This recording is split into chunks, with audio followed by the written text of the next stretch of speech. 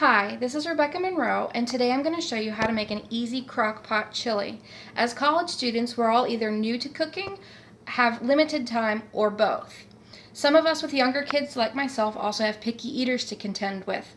A family friend of mine shared her recipe for chili that I find to fit easily into my schedule and is great for those cold nights, some of the rainy days that we've had recently, or even for days that you're watching football all day. I don't usually enjoy cooking, but this recipe is so easy that I've been able to make it over and over and over again and not have any problems.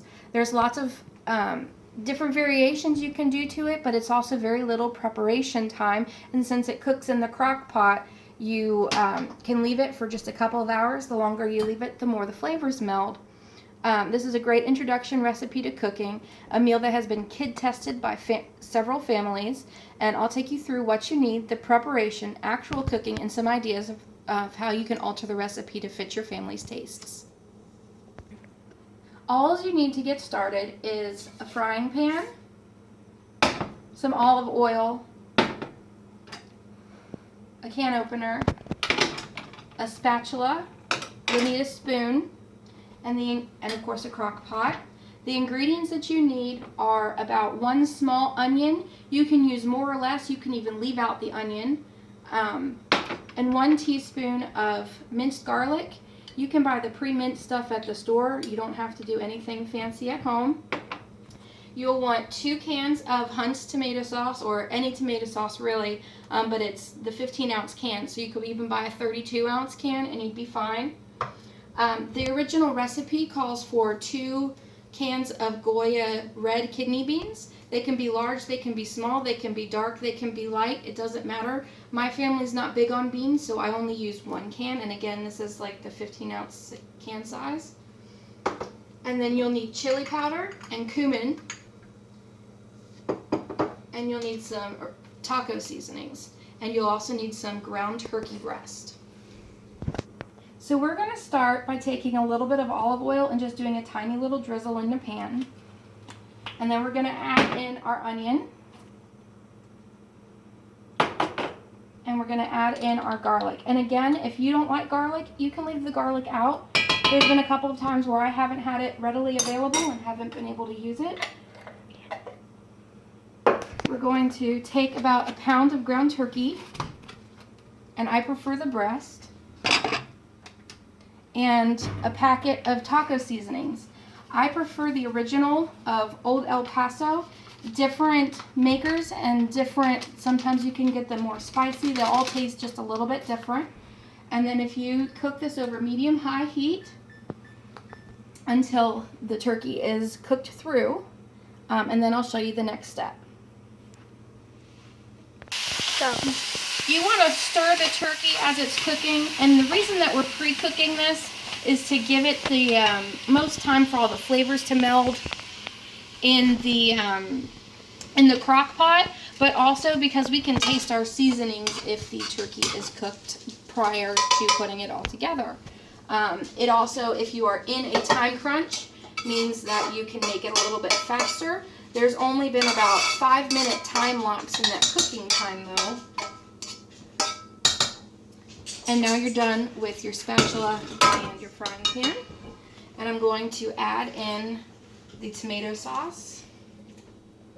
And again, if your family likes chunkier chili, you can add more turkey, you can add more beans, you could add less sauce. It's really up to you. You can change this recipe around to fit your needs and your family's likes very easily. And I'm going to add in my can of kidney beans.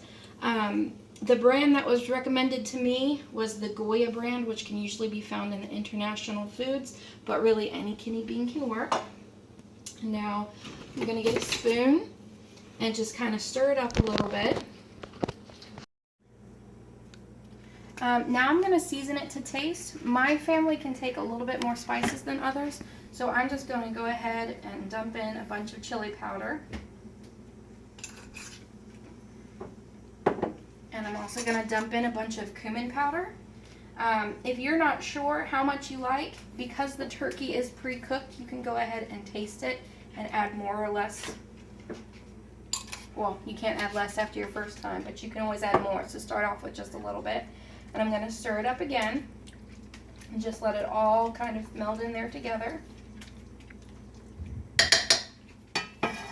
I'm going to cover it up, and I'm going to set it on low, and typically you want to give it 4 to 6 hours on low, and then it'll be done.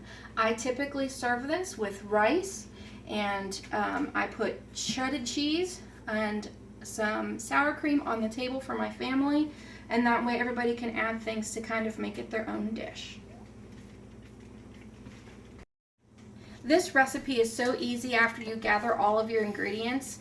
And it's relatively quickly to prepare, and because the meat is cooked prior to going in the crock pot, you can always test it and check the seasoning and add more if you need. Essentially, you just throw all of the ingredients in here after the turkey's mixed, and it cooks, and all of the flavors melt together and give you a very nice taste. As I said earlier, it's very easy to make, but it's also very easy to change to your family's tastes. You can either add more beans, more meat, less sauce. You could try a couple different seasonings. This is really just a base chili recipe that's easy for new cookers or people who don't have a lot of time to make.